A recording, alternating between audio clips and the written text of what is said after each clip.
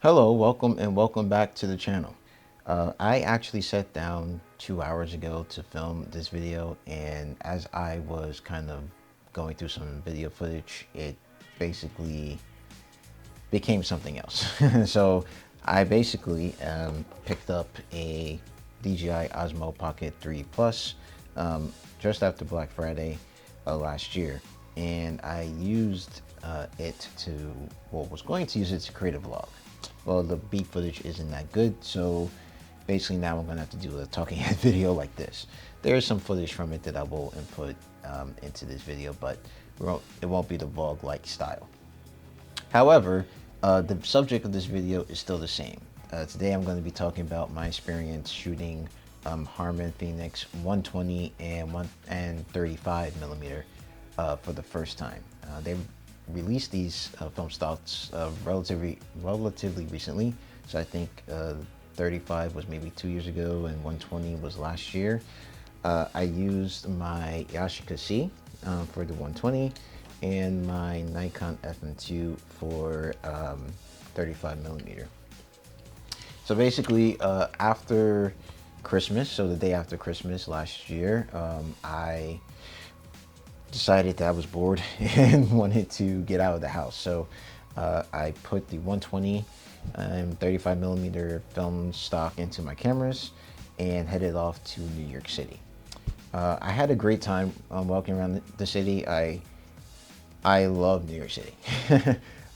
And now that I've moved down south to North Carolina, you don't really appreciate something a lot until you don't have access to it, or you lose access to it, and then you kind of appreciate it more. So I do end up going back home to New Jersey every month just to visit my mother, see how she's doing. So I do get to go back to the city, but having it like there every weekend where I could go, which I wasn't doing before, but now that I'm really getting into my photography, street photography anyway, and having New York City there with all the subjects, it just makes it easy. I am going to adapt to living down here because I don't want to kind of use New York City as a crutch for good photos. I think good photos can be made anywhere. You just kind of have to look for it. So I definitely have to get used to that though. So I shot both of these film stocks, and I will say that I did shoot it at 100 on both. So I think it's recommended to shoot at 125 from other people's stuff that I've seen, but I ended up shooting it at 100 mainly because my Nikon FM2 doesn't have 125, but it does have 100. And that people have said they've gotten better results doing that. So if you are going to shoot this film stock, I do recommend shooting it not at 200 but at 100. So with that being said, let's go over my results from this outing with these two film stocks. I'm actually going to start with 120 film first and then get into 35. So starting with the 120, as you can see, on the left will be the lab scans, and then on the right is going to be what came out of Negative Lab Pro and kind of my tinkering that I did. So as you can see with the ones I'm going to show you, I'm not going to put up all the examples, just maybe 6 of the ones that I took. But the lab scans are actually warmer than my results from Negative Lab Pro. I think that both of them are good. I will say that I did have like some trouble with kind of like those highlighter greens there in mine. I did figure out a way to fix that. I just didn't do it in this particular scan with Negative Lab Pro. What I needed to do was take it into Lightroom and do some more editing.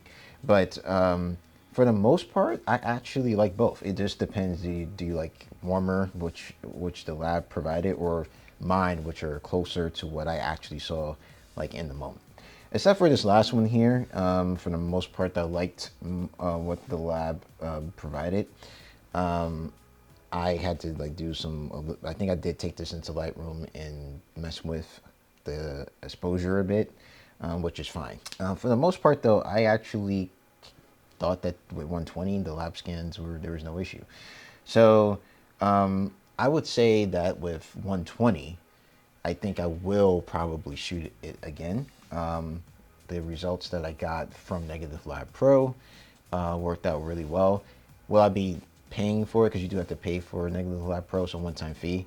I don't know. It depends on how often I'm going to be scanning film. If I'm going to be doing it a lot, then just to save time, Negative Lab Pro. But you can also do it in Lightroom, which I already paid for. It just takes a bit more time. So now we're going to look at my 35 millimeter scans. And here you do see, I had some more issues. Well, I guess I had some issues with what the lab gave me versus like my scans, but let's look at it. So in this first one you see here, there is, the lab scan is very purple and very red. Now this is something that you will find with Harman, with Harman Phoenix. And this is also present in the 120 scans as well. I don't think it's as pronounced as it is in the 35, but there is a cast. It does have this cast magenta red cast in it. So when you do go to edit, if you want to get it closer to what you saw, you will have to edit those reds and magentas down. So you have to move more towards the green and cyan, I guess. I think that's the flip of those. But yeah, so this is what I did on Lightroom. This is my Lightroom edit. So this is not on Negative Lab Pro. But this is, of course, on the right is what's closer to what I saw in real life versus what's on the left. Of course, it wasn't purple and red. Here is another one. So for this one here, once again, you don't see as much purple in this one, but you see more red. So you'll definitely get, at least from the 35 one, you'll definitely get a lot more reds and purples, which will make it look, depending on the scene, warmer. And then of course on the right are my scans. So this is what I got after I just inverted the color. So when you do these inversions, you will have to do more than just invert the colors. You're probably going to have to correct. Now I'm not sure if this is true all the time, but I think you will have to most of the time be doing some color correction, and you have to do that. Now the important thing about this one is that this photo here forced me to actually learn or figure out how to do some stuff in Lightroom, because when I kind of tinker with the colors, first of all, I had to tinker with the purple and red, with the purples and reds. And then even once I had kind of got that decent, I still could not figure out how to deal with the bike and the like the newspaper dispenser there. Like I just could not get those to look good. But after playing around with some settings, I had to do some hue shifts. I was able to bring out the original color of those things. Had never used that before. I personally don't touch tone curves or hue shifts or anything like that, but this is like something just out of desperation I decided to do, and it actually came out pretty good. I actually really like my final photo, and this is actually my favorite. This is actually I think the only photo I actually went this far in terms of color correcting for this video. I will go probably back at some point and do it for myself just with some of the other ones, but this one I think came out my favorite in terms of that. Is it perfect? No, but this one for sure is like my favorite of the bunch. Then for this photo here, I felt that the lab scans and my scans were actually pretty good. The lab scans just has more of that kind of red purple to it, magenta to it. Mine's is just cooler and has less red and just more purple. So that actually I thought came out pretty good. And then I had a issue where when I got to the film lab, and this is kind of embarrassing, I forgot to rewind the film and just kind of opened it up. So I actually destroyed a number of frames. Actually one that was really good, of this like really nice place that I think sold tea or something. It looked really nice, it had a nice pink color to it, and that was my very last frame, and I pretty much just like the light just destroyed it. But here's kind of what a light leak looks like on 35 millimeter with the Harman Phoenix. So it's didn't fully destroy this one because it was further into the roll, but it does kind of give you like that highlighter green or yellow there. I did try to fix that a little bit, like that highlighter green. So, but yeah, the lightly kind of, it destroyed some of my best ones. But this last one I'm going to show here is one that, once again, on the left has the light leak, no color correction here. And then this one I tried to. It's still not there. It needs, I think it still needs a whole lot of work, but I'm definitely gonna have to, I'm not sure if I can ever actually get this good. Maybe like in a couple years after some practice with Lightroom and stuff, but that is kind of like the result that I got. So, with that being said, and looking at both of these like films, stocks, and my results from them, one, I definitely will recommend shooting at 100 or 125, like people have said. I think your film, I got the film where my results were did come out pretty good at that film, at that shooting at that ISO and mirroring for that ISO. You will have magenta and reds that will kind of like be in your photos. So if you like that type of color cast in your photos, great. If you don't, you will have to adjust for that. And of the two film stocks, would I shoot 120 and 35 again?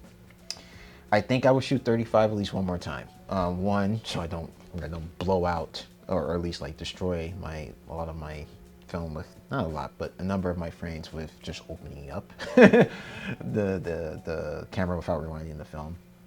And I kind of want to see if I would get like similar results. And then two, with 120, I actually like 120. I think the 120 performed better and had to do less work to get it to look like something that I enjoyed.